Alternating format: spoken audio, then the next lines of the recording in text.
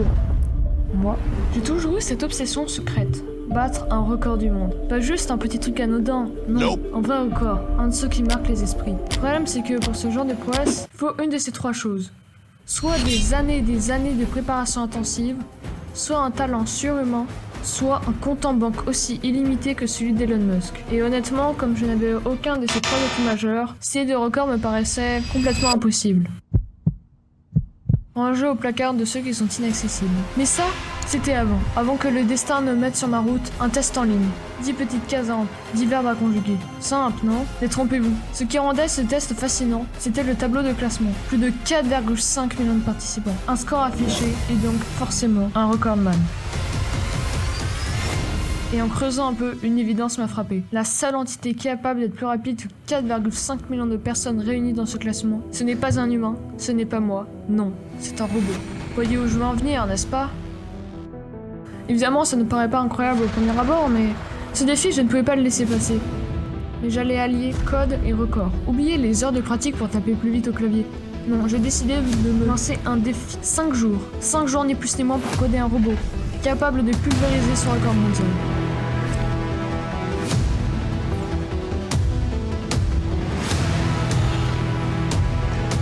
Alors croyez-moi, ça n'aura pas été une simple affaire. Accrochez-vous car l'aventure commence maintenant.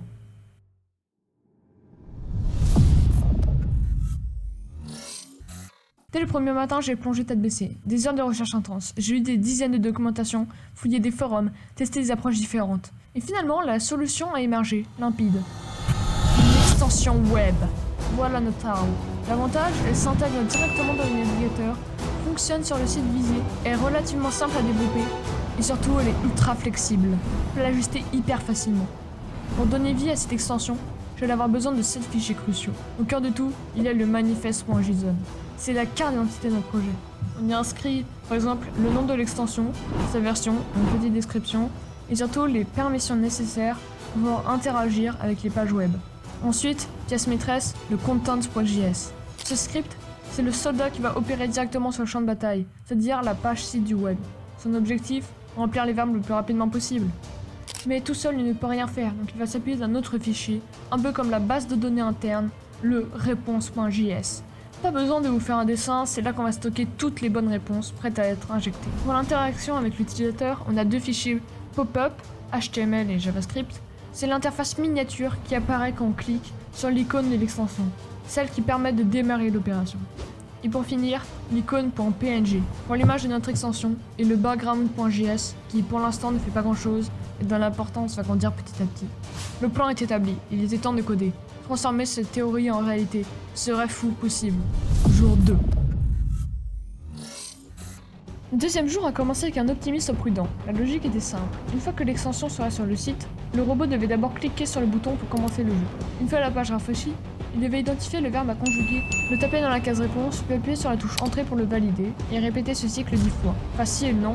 La dure réalité m'a frappé de plein fouet. J'ai lancé le code, et elle ne marchait pas. Pire encore, elle n'arrivait même pas à effectuer la première étape, appuyer sur le bouton pour lancer le jeu. C'était frustrant. Il y avait clairement un problème fondamental dans mon approche. J'ai dû me replonger dans les bases. Chaque site web est construit avec du HTML, une sorte de squelette. Chaque élément visible à l'écran, un bouton, une case, est défini par une balise HTML. Le robot devait être capable de voir, de sélectionner précisément la bonne balise pour interagir avec elle. Au départ, je pensais simuler un simple clic, comme un utilisateur normal. Mais ce n'était pas suffisant. Le site était plus retors que prévu. Et c'est là que j'ai commencé à comprendre qu'il me fallait une méthode bien plus intelligente qu'un simple clic. Hé, attends, on va trop vite là. Je sens que le Jean derrière son PC il a complètement décroché là. Reprenons, je vais rendre ça clair. Voici le plan d'attaque, la stratégie en 4 points qui allait tout changer. 1. Le lancement. Une fois activé, notre robot va identifier et cliquer sur le fameux bouton. Cliquez ici pour jouer et lancer le chronomètre. Premier obstacle franchi.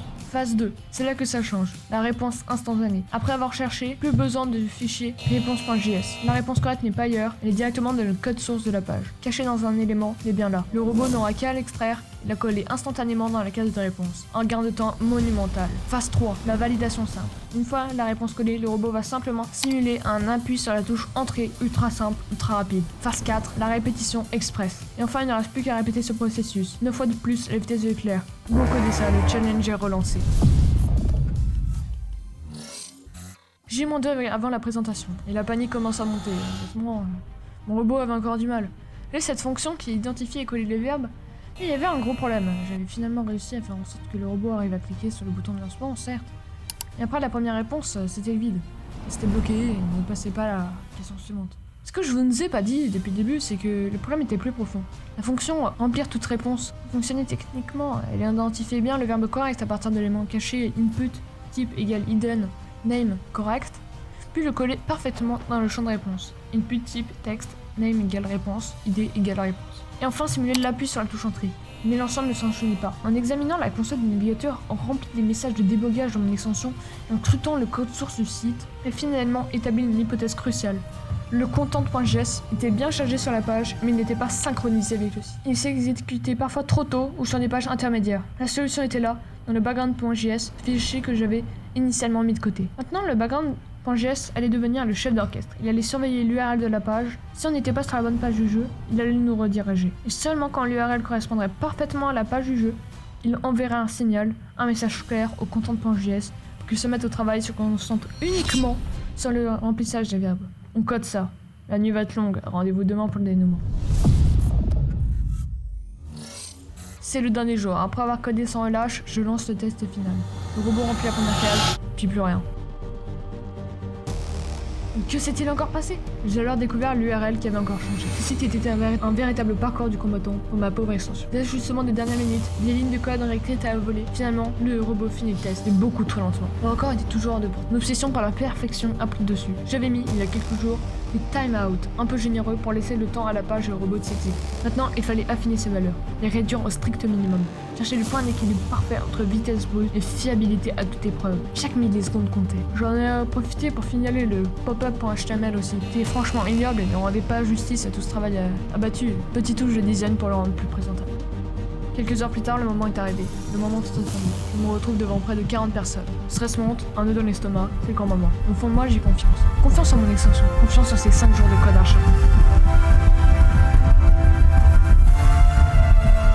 Et ça marchait, sans l'ombre d'un problème. Le record était là, pulvérisé. Un silence, puis des applaudissements. Mission accomplie. Si vous êtes resté avec moi jusqu'ici, si vous avez vibré pendant cette course contre la montre, un immense merci. Cette vidéo, cette aventure, elle nous a pris énormément de temps à réaliser. Que ce soit le travail derrière le code, les heures de montage pour rendre ça captivant, la création de la miniature pour attirer, et tout ça sans aucun budget, sans la moindre rémunération pour l'instant. Nous le faisons par passion, pour le plaisir de partager des projets fous comme celui-là. Alors si cette vidéo vous a plu, si vous avez appris quelque chose, ou si vous avez simplement passé un bon moment, ce n'est qu'une seule demande, abonnez-vous à la chaîne, laissez un pouce bleu, un commentaire pour nous dire ce que vous en avez pensé, et partagez cette vidéo autour de vous. Croyez-moi, du lourd est déjà en cours de réalisation, l'aventure ne fait que commencer, alors restez connectés, à très bientôt pour une nouvelle fouille.